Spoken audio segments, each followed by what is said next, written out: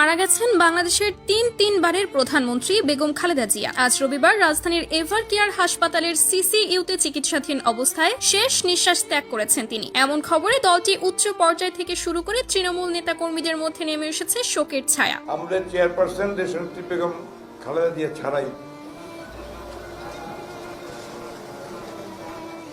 Sorry, আপনারা একটু বন্ধ করেন।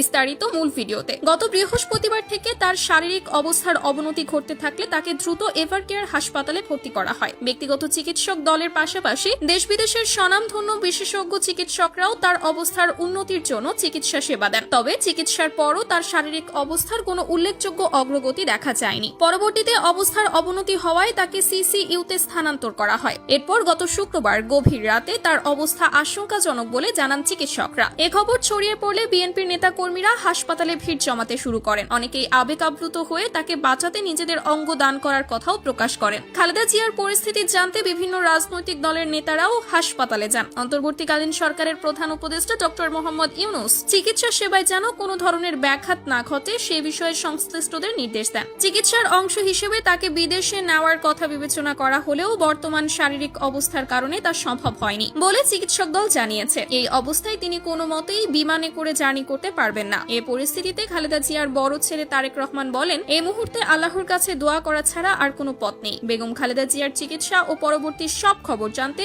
সর্বশেষ আপডেট পেতে আমাদের সঙ্গে থাকুন।